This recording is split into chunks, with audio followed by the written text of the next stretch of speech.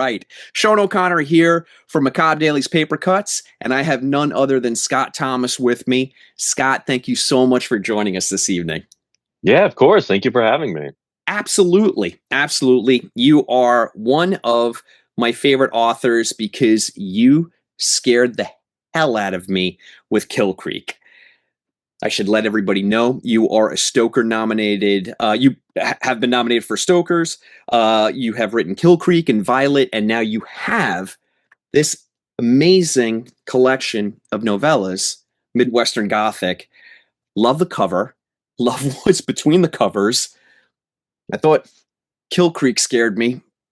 This one really gave that novel a run for its money. Great. Thank you. Absolutely. I'm going to tell you my Kill Creek story real quick. Had to go to California. This is years ago. So I'm in California and I went to Burbank, and there was Dark Delicacies was still there at the time. I must have spent 2 hours in there, and I'm talking to Dell, and he's recommending things, and he recommends Kill Creek. And at this time, it was fairly new.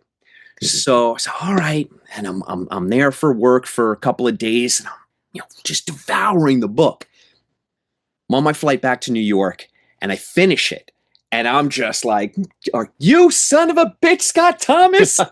What have you done to me? I'm not going to sleep tonight." But I just had like a little epiphany. I love the novel so much. I ripped out a sheet of paper, and I left the book on the plane, and I wrote, "Don't throw this out. Read it." And I just left it there.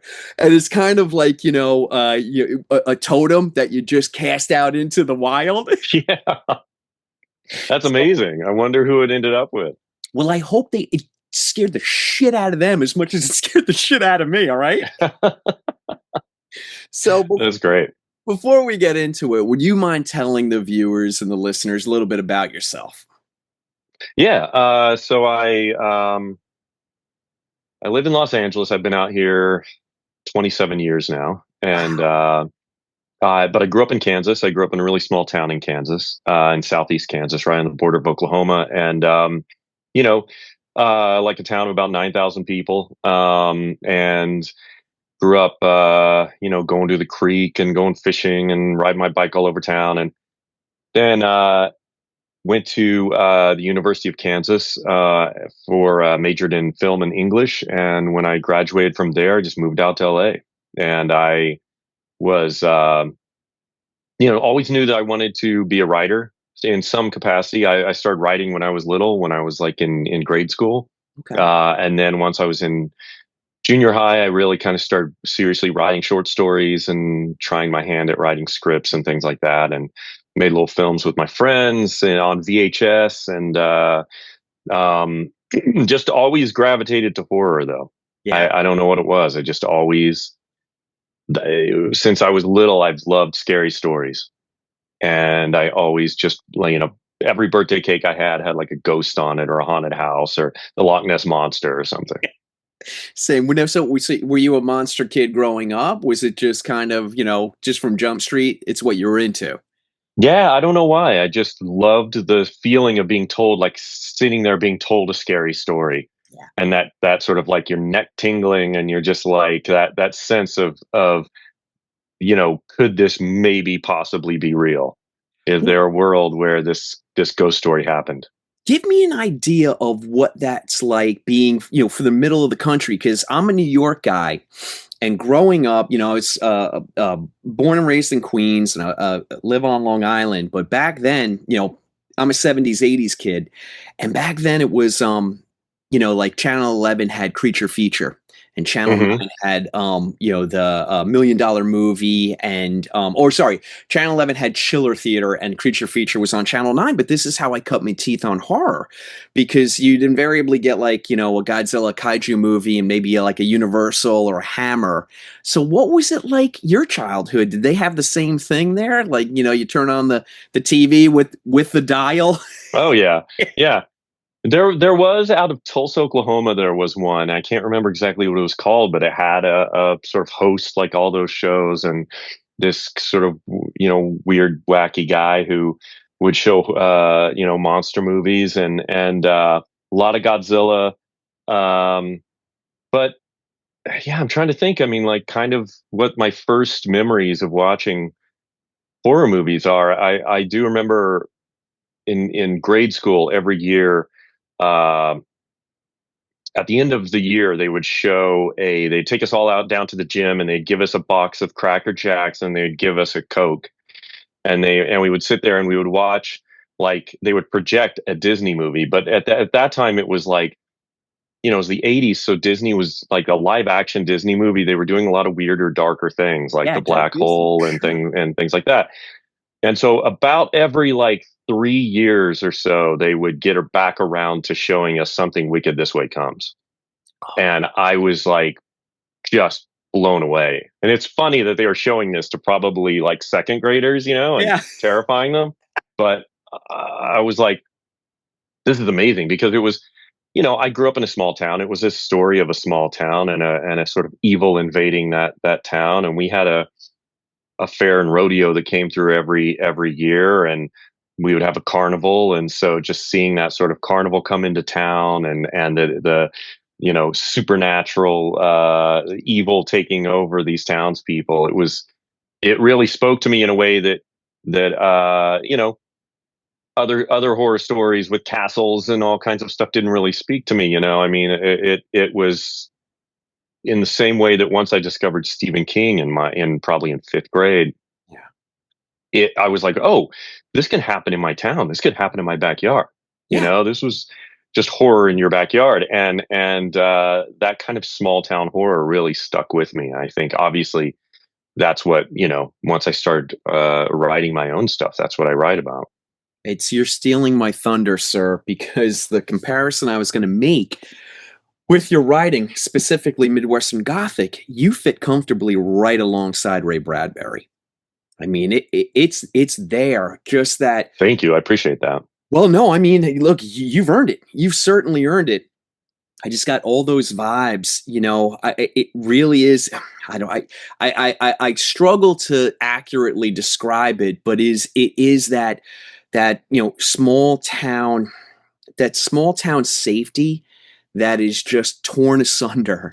Hmm. The introduction of something other, you know, and all of the scales fall from your eyes because all of that safety and all the preconceived notions you had about how this quaint little town or this quaint little community is, and it's not that. It's inverted, and then there's real dark things beneath that, and it is so good. It's so good.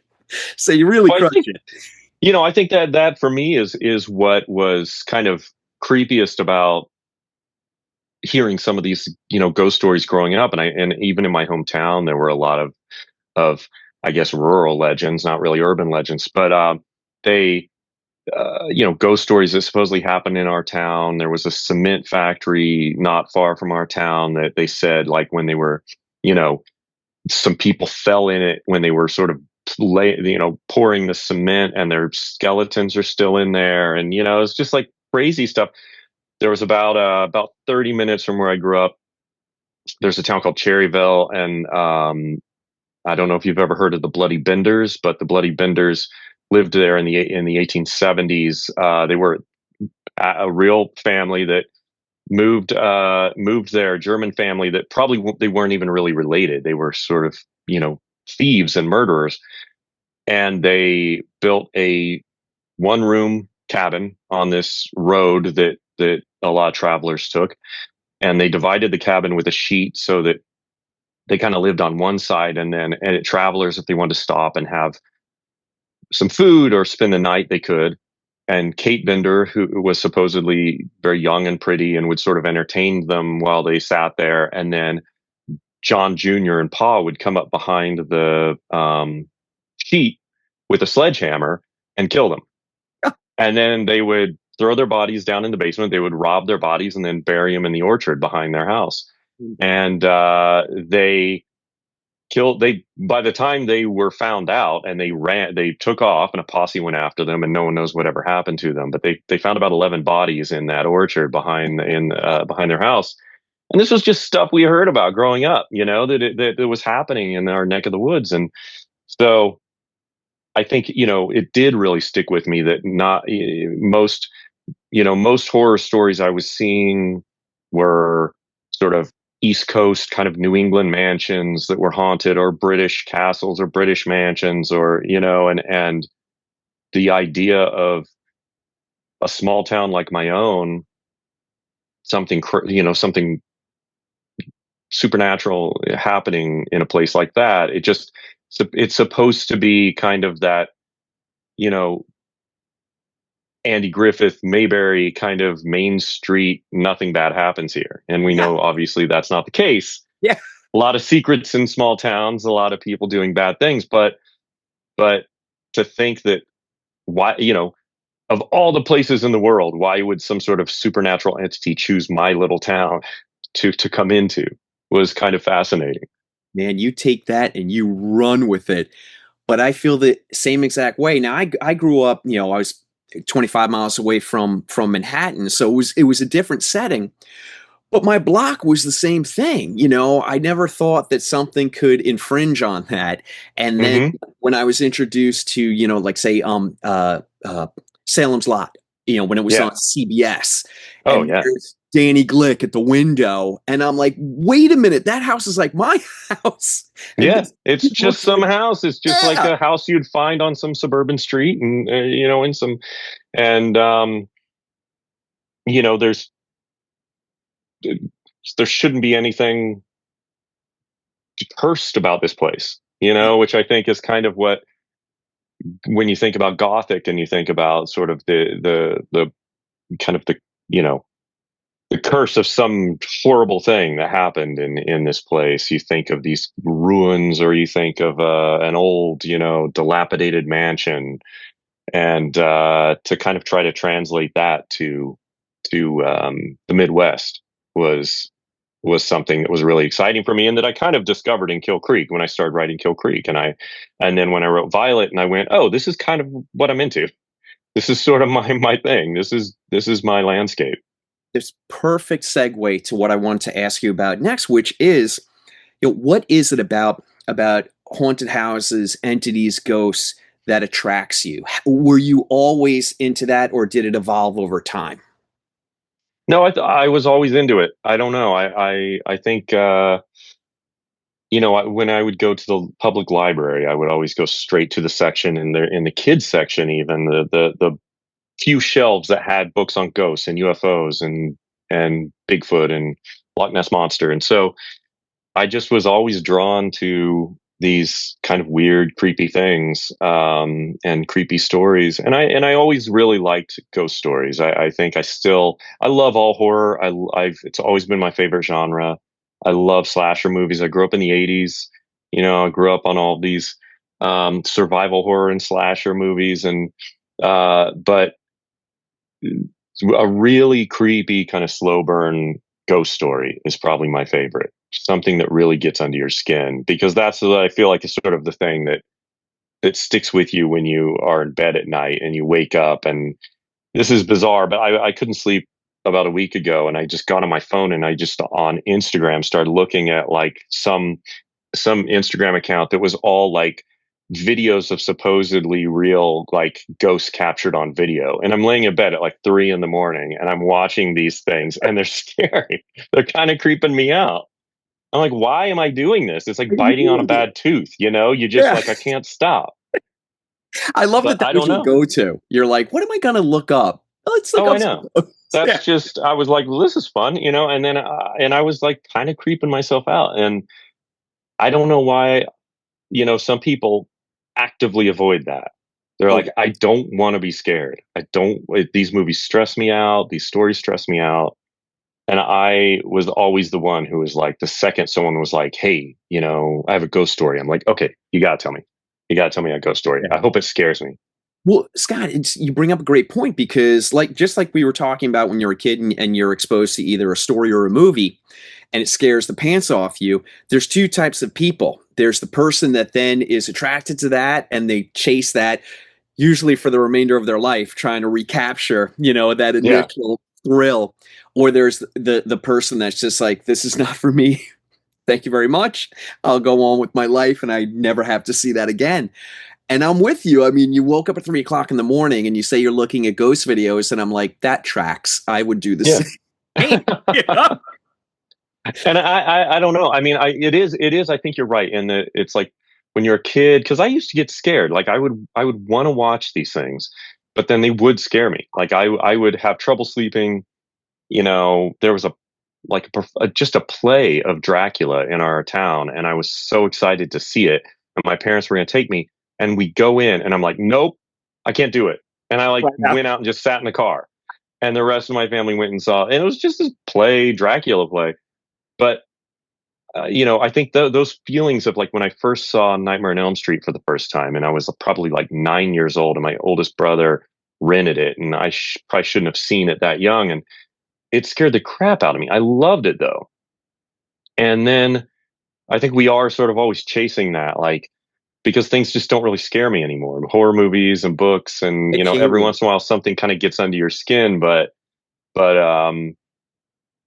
you're just always like, I'm always watching something sort of. I remember when I watched High Tension for the first time, and I was just like, my palms were sweating. I was like, this is such a good slasher movie. Yeah. I was like, this is, I felt like I was having that sort of experience of seeing my very first Friday the 13th or something like that as a kid. You can feel your heartbeat. It's so highly Yeah. stylized and it's so kinetic. And you're absorbed in it. And you're a little bit like, maybe I should get off this ride. Yeah. Not a chance in the world. I've got to see this through. I'm with you. The new French Extremity, I mean, it leaves a mark. You feel it the next Oh day, yeah. Yeah. but it's Well, I was well telling worth my it. kids about, Speak No Evil, uh, and the original. And I Yeah. was like, because I made my wife watch it, and she was like, I can't forget it. She's like, that movie really disturbed her at the end.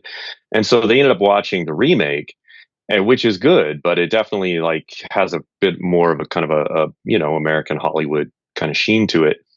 And then I was like, oh, no, you have to see the original. So the very next day they watched the original. And I was like, it was just hilarious. I'm like, no, you have to watch this movie that's really going to disturb you. It's like telling my kids, like, if you really want to be messed up, Yeah. here's the movie for you.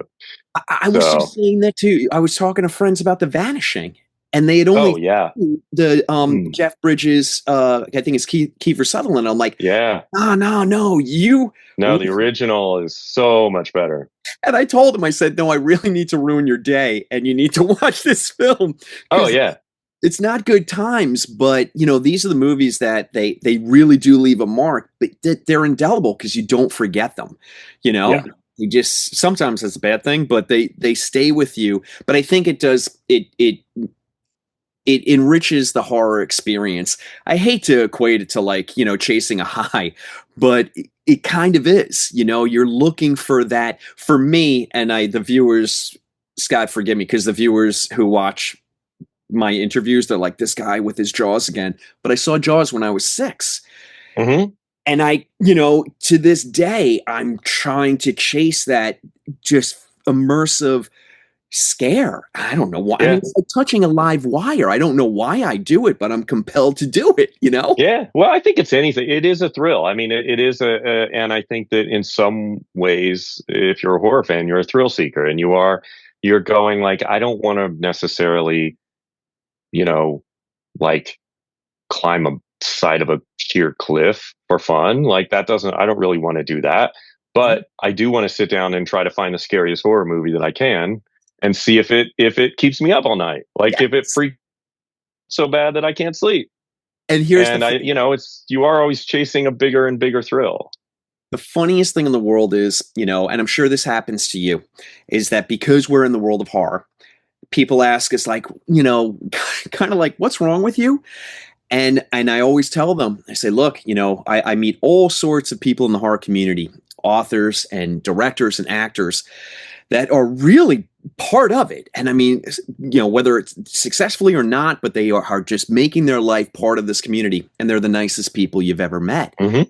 Because I think there's something about the experience where you get to unpack that darkness you kind of leave it either on the page or you leave it, Hmm.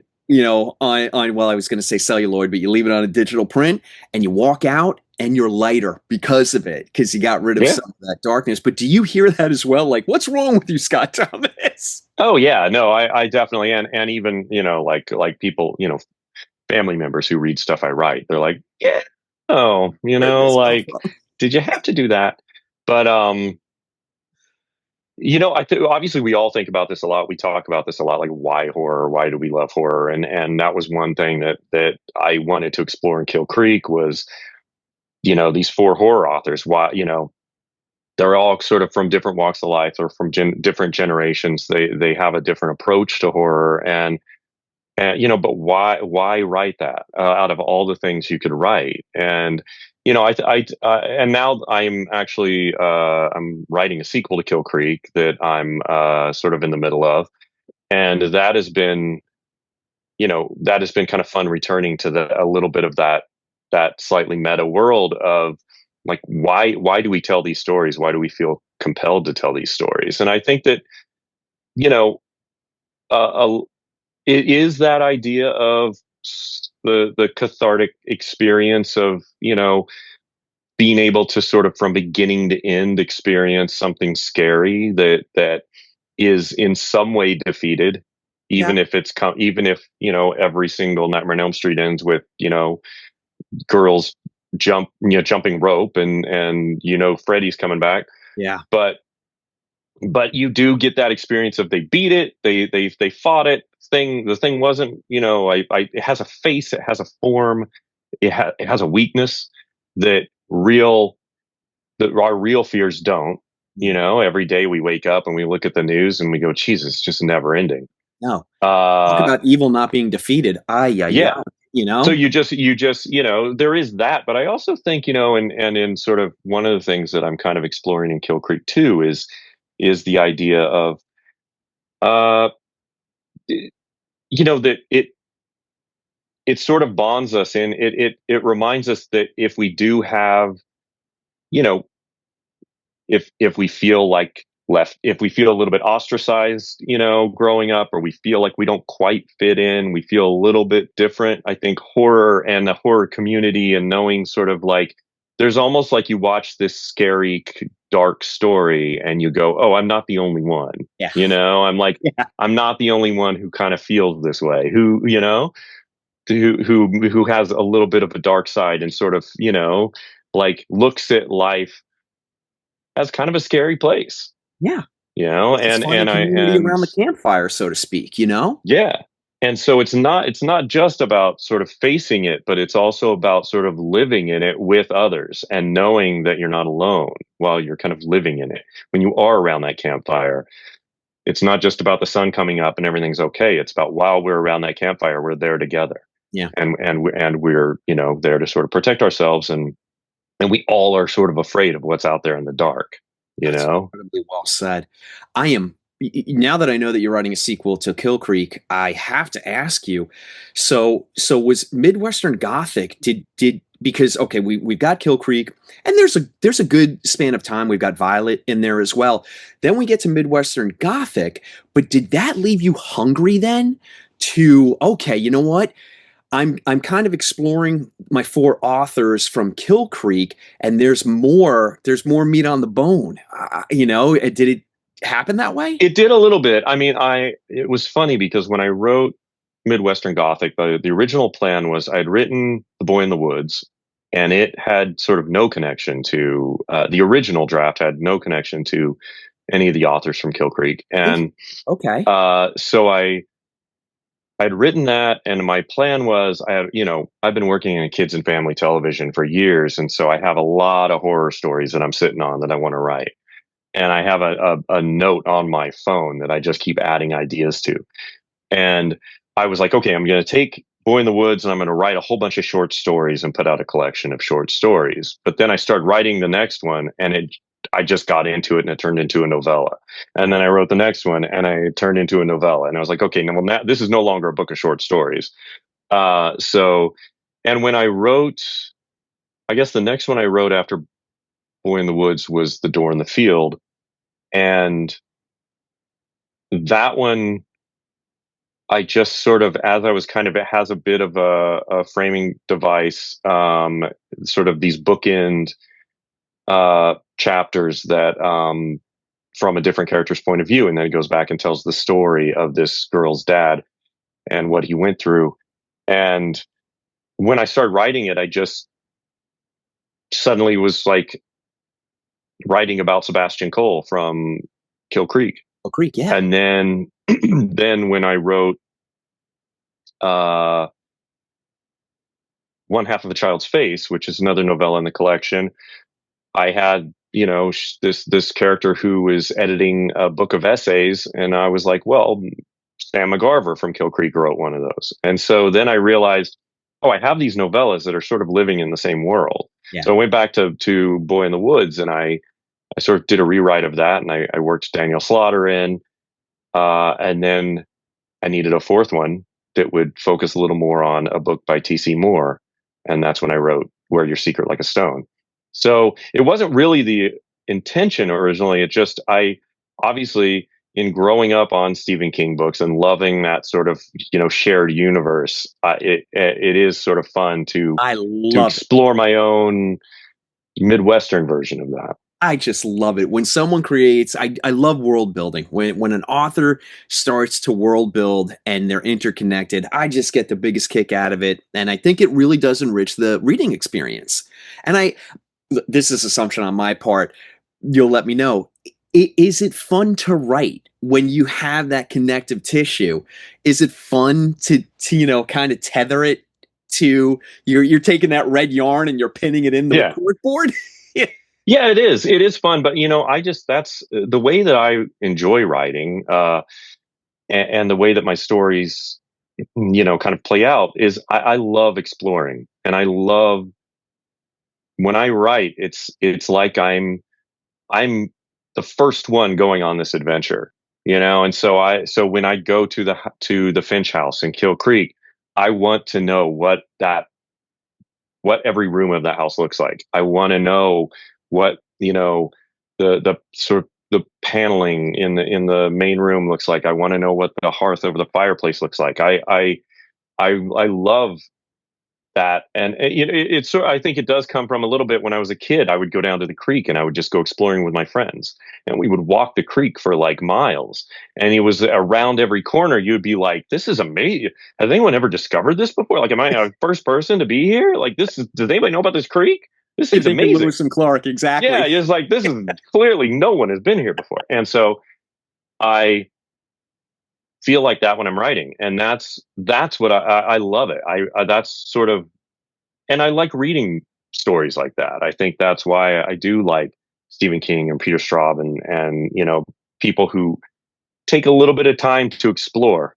And So when I was writing Midwestern Gothic, it was, you know, I it was fun to kind of go, okay, wait, so this is taking place here in Kansas, and that's close to where Violet took place, and so there could be a little bit of a connection there. And you know, I think it's a matter of not being too self indulgent Oh, indulge and away. relying on it too much. But it is, again, I growing up, I loved hearing stories that people were like, this happened.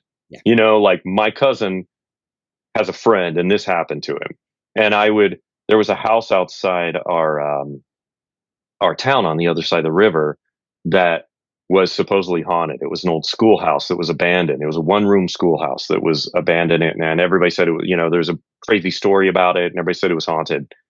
And just the thought that that could be true, that here I am in my town, and just outside of town on the other side of the river is this house that's just sitting there, and it has some kind of supernatural presence in it. Yeah.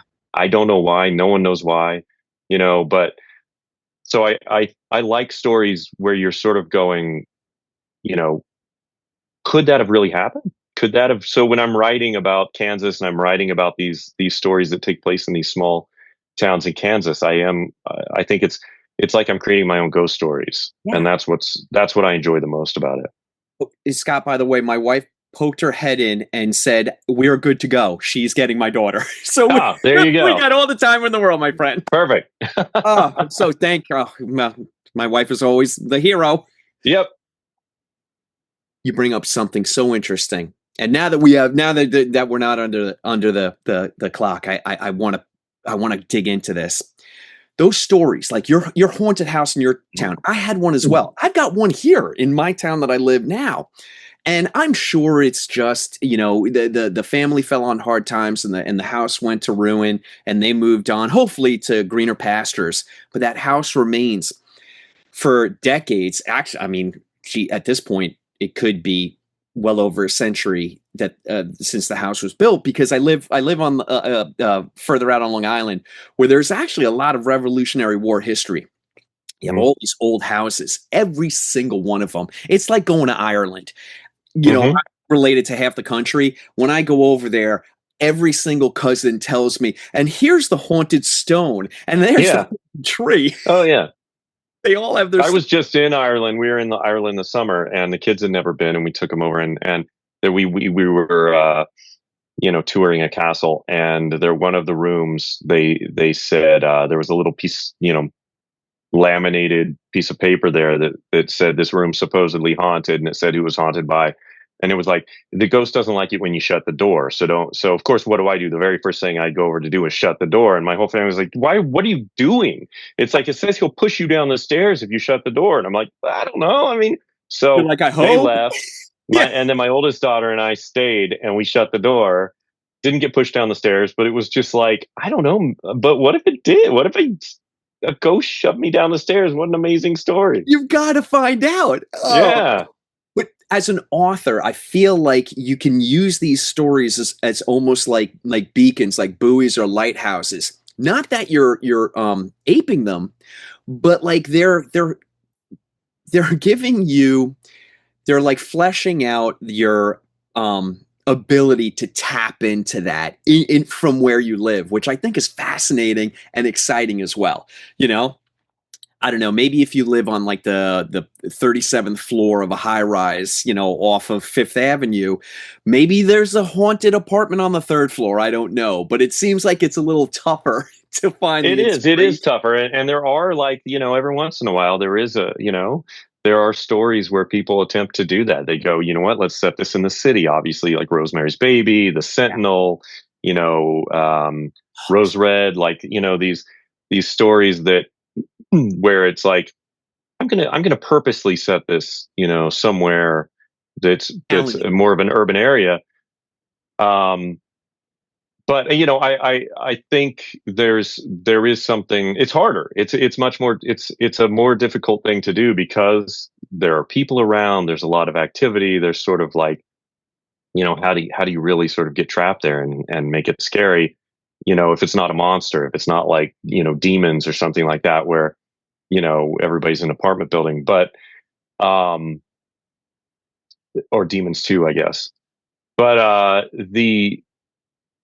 me, it's definitely, and living in LA, I think, I've been out here longer than I lived in my hometown. So 27 years, right? Is that yeah? How long? And I was in my hometown 18 years. So I, have, I think with my stories, it's sort of fun to go back there and explore. It's fun to sort of be back there. And when I go back, I want to be in more of a rural setting and more of a small town setting. All right, let's talk about Midwestern Gothic, because I want to start off by just asking you, what does Midwestern Gothic mean to you? Because we talked about, we both grew up, and the Gothic aesthetic was a dank, dark castle. Mm-hmm. In Scotland, Ireland, England, Wales. But that's what it was. You were wandering the moors. What does it mean to place that in the heartland? What does that mean to you? Because you do it incredibly well.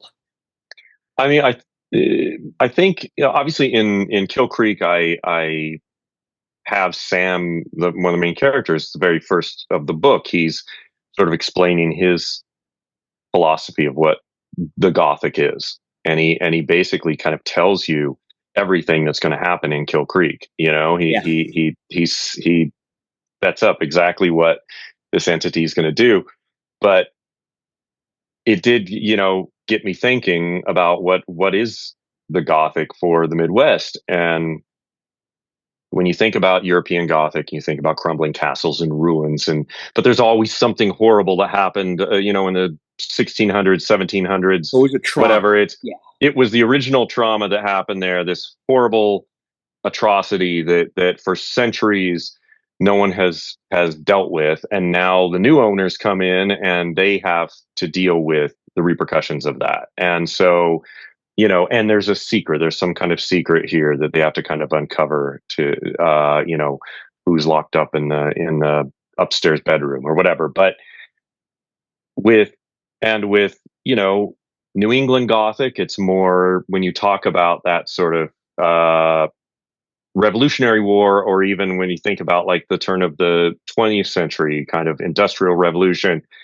robber barons, super rich people with these mansions where they can do awful things to people and treat people horribly.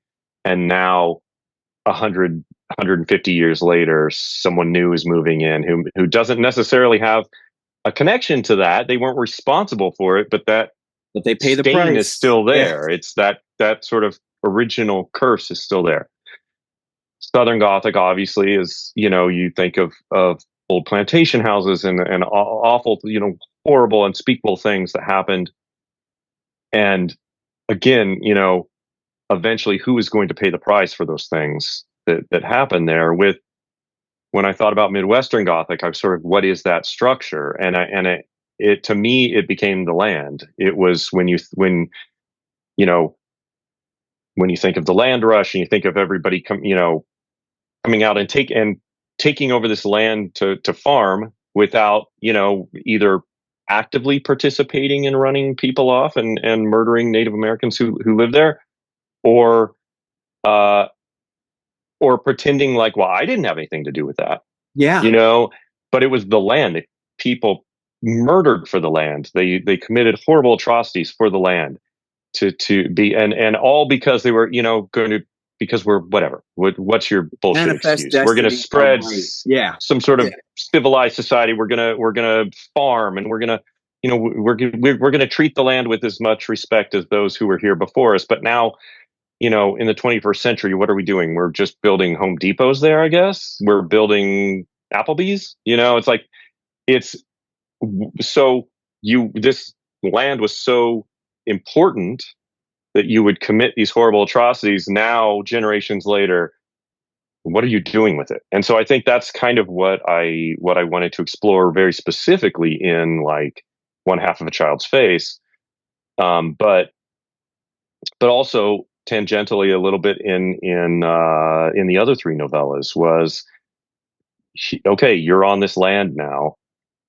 you own every bad thing that happened there, and you own the consequences of those bad things that happened there, and it's going to present itself in a variety of horrific fashions. And so with, I wanted to get a little into folk horror, I wanted to get a little into cosmic horror. There's a little bit of slasher in some of those stories.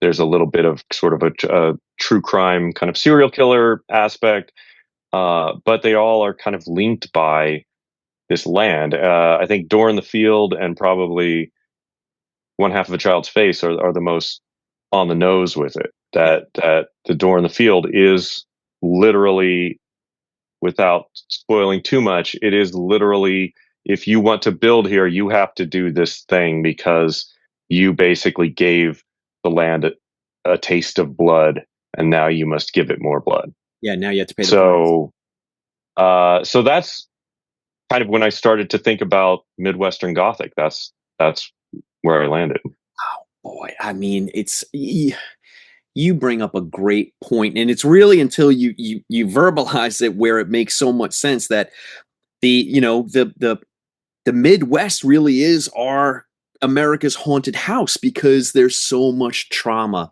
that took place between the coasts. It's all right there. So, but no one really thinks about it when you live on either coast, especially in a city like LA or New York or something like that. These are flyover states. You hear that a lot. They're flyover states.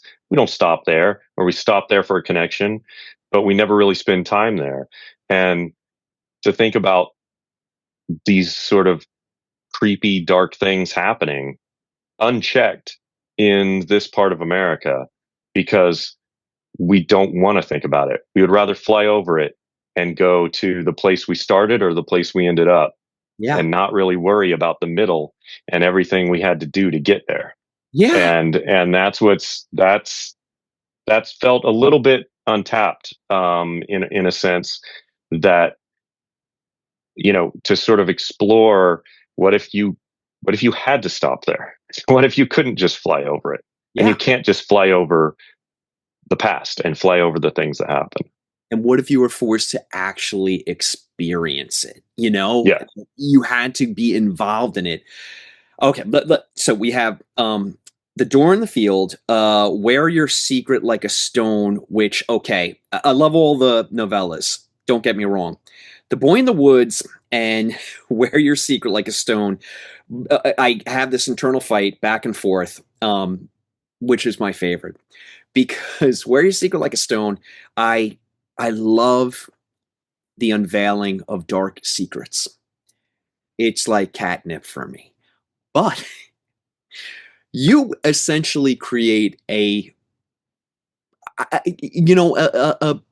serial killer origin story, or I didn't even want to call it well, yeah, I mean, it's a serial killer origin story, but it's almost like if an iconic horror icon were created as a child and you could pinpoint, oh, it happened right here.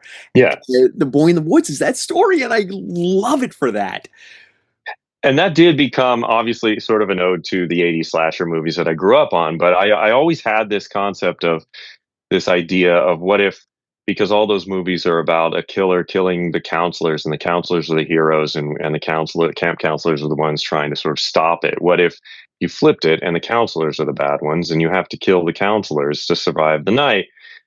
And as I was writing it, and I kind of started to write about this kid who's the main character, Eddie, and I realized that when he was really little, a dog attacked him, so his face is scarred, and he has all these scars, and he's self conscious about it, and kids make fun of him.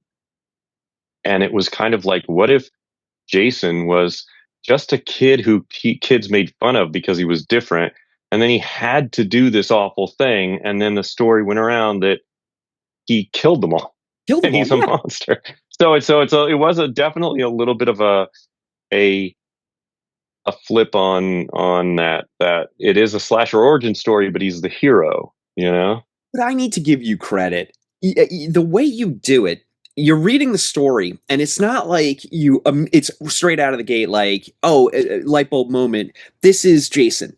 You leave these little, you feed us breadcrumbs, the reader breadcrumbs, and it's not until the end of the story where you're like, Thomas, you did it again.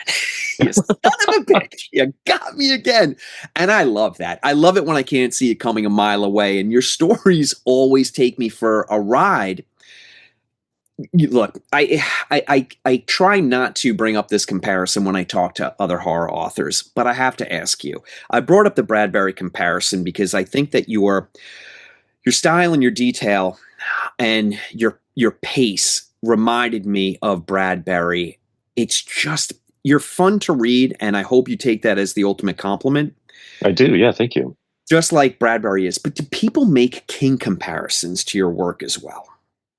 Yeah, I get it. I grew up on that. I grew up on I mean, they were sort of reading like Night Shift and those short stories, and reading The Shining and Salem's Lot and Christine and all that, when I was probably 5th or 6th grade.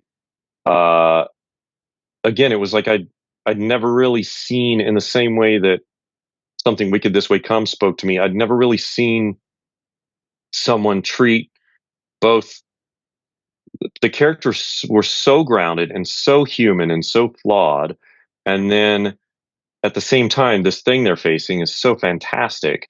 Yeah. And it seemed like it all went together. It didn't feel like you were, I'd never really. I mean, he spent as much time building out the town and the people in that town as he did the thing that's trying to destroy them. And I think that I as someone growing up in a town, even though that was Maine, it really when I was reading it, it felt like it could have been Kansas. You Felt know, like your home. it felt like, and so I definitely, and I liked how much he was in his characters' heads, and sort of like, when you're reading The Shining in the very first chapter, Jack Torrance is thinking what a prick this guy is that he's interviewing with, and it it was incredibly inspiring to me, and I think, when I absolutely have taken much inspiration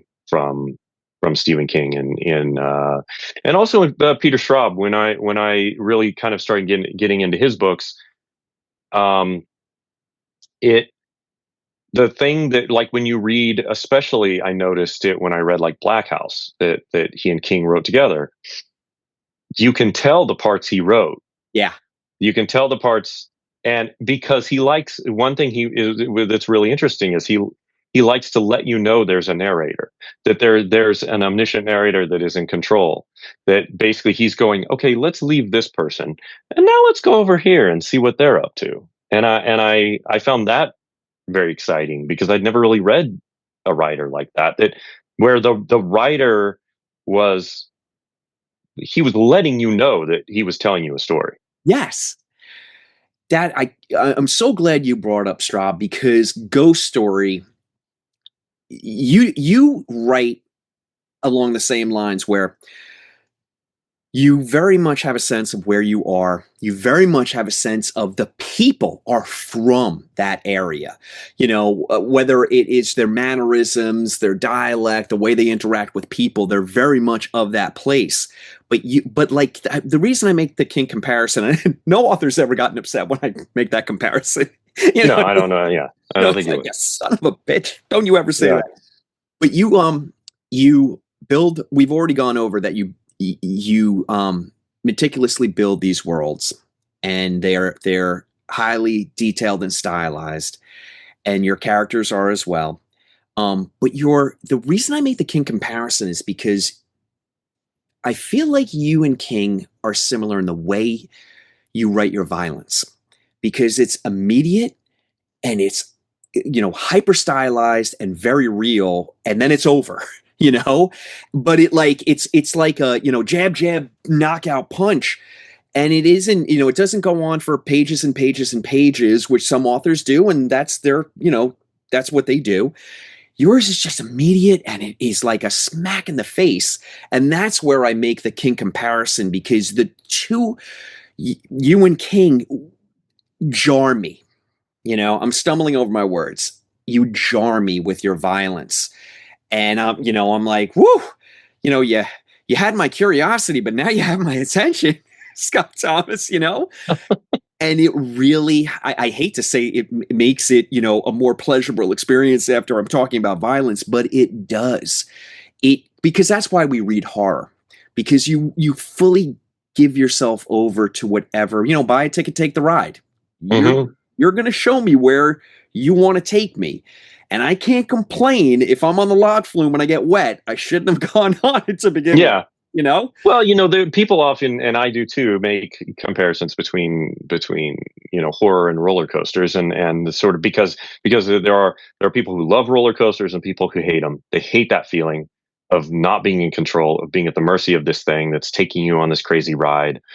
But you also, when you think of it, you know you need that sort of slow build, so that first drop is so good, and you need, and then you sort of need, you need those loops, and you need everything that switches things up. And I think the having bursts of violence that are earned, I think, is a little more impactful than if it was just nonstop carnage.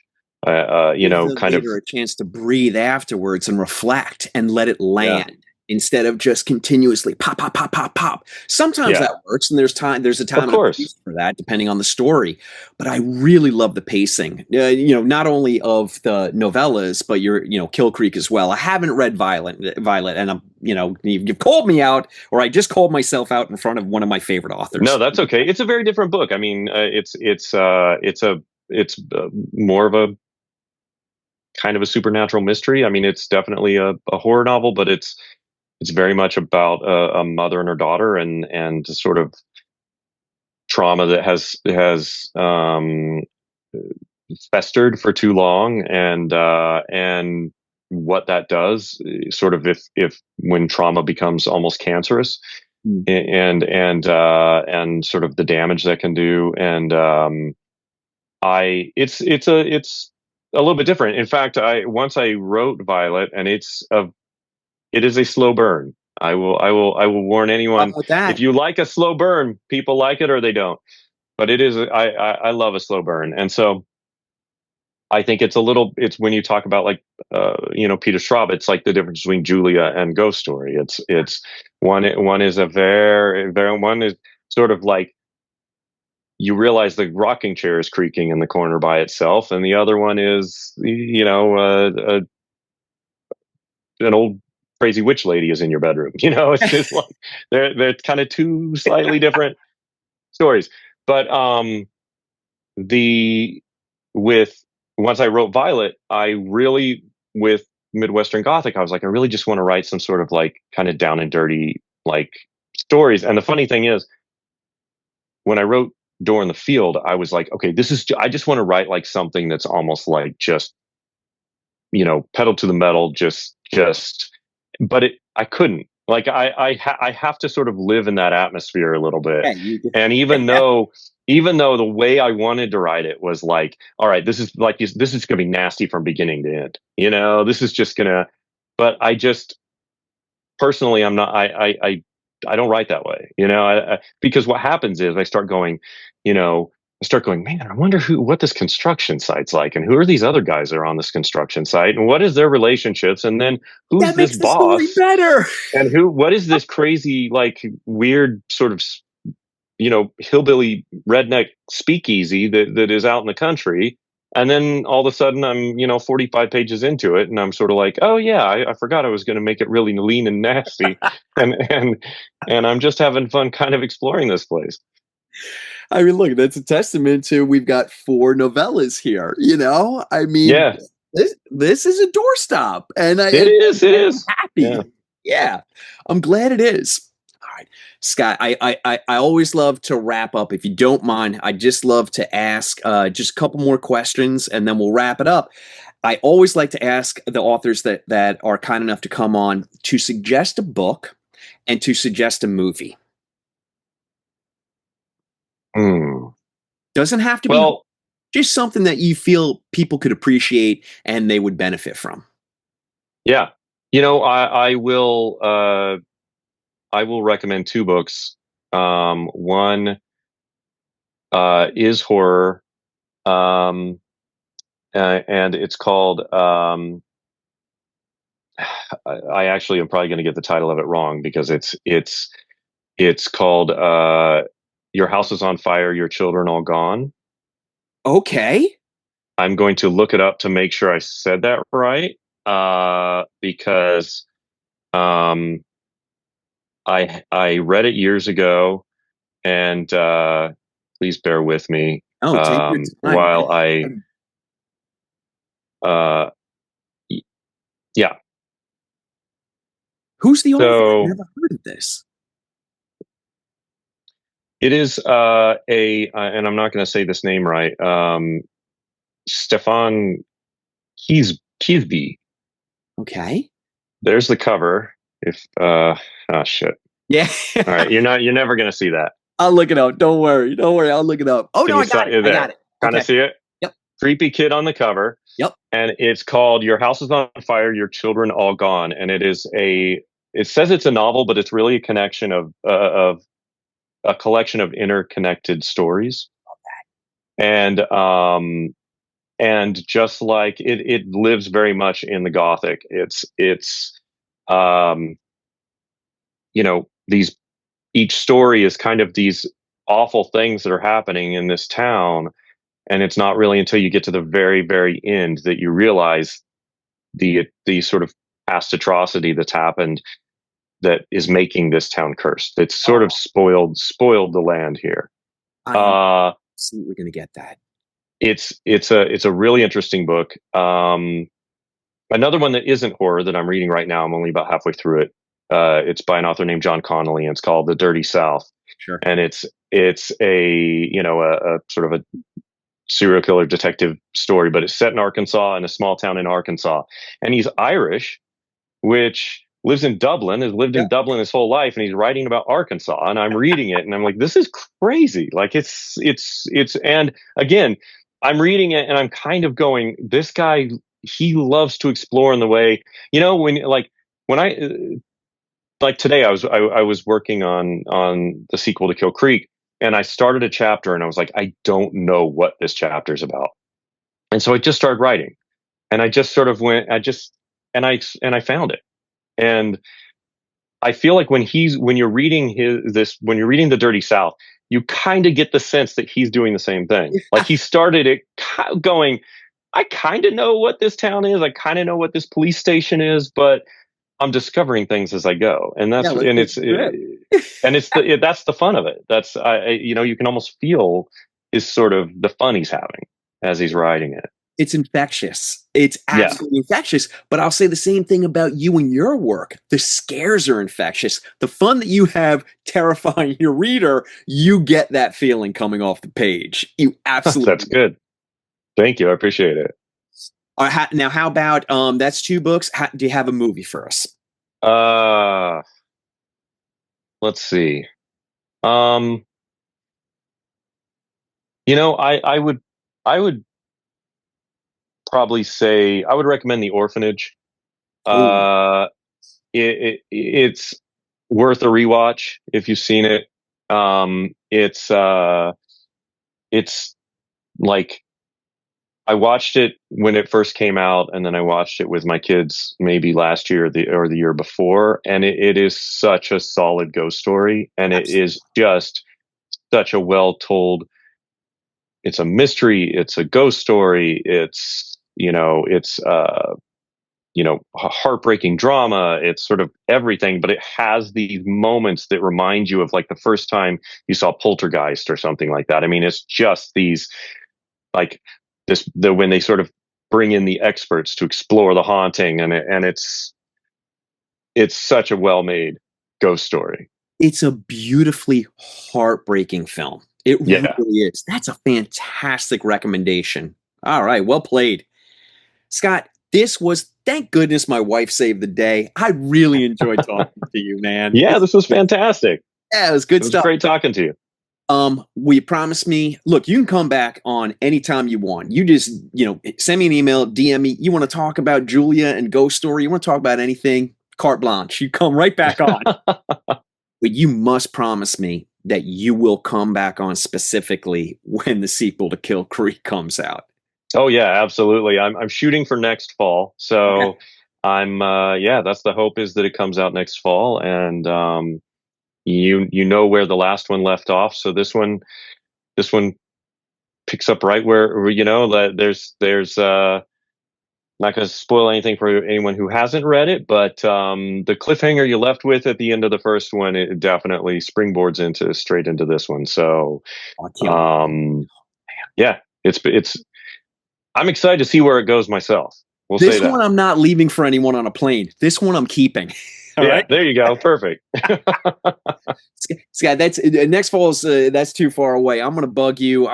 The wheels are turning. Maybe we'll do a one-off, and we'll. Oh yeah, I'd love it. We'll both pick some haunted house ghost novels or movies, and we'll just have some fun with it. Definitely. All right, man. Awesome. This was an absolute blast. Thank you so much for coming on, everyone. Scott Thomas, please go out and buy the Midwestern Gothic, these novellas, one after another. They are absolute nightmare fuel, so incredibly well written. If you love horror, you like good writing, that is absolutely what you need to eat right now. Have a great night, my friend. It was fantastic meeting you, and I'll talk to you soon. Yeah, thank you so much for having me. You got it. We'll talk soon. Take care. All right, see you.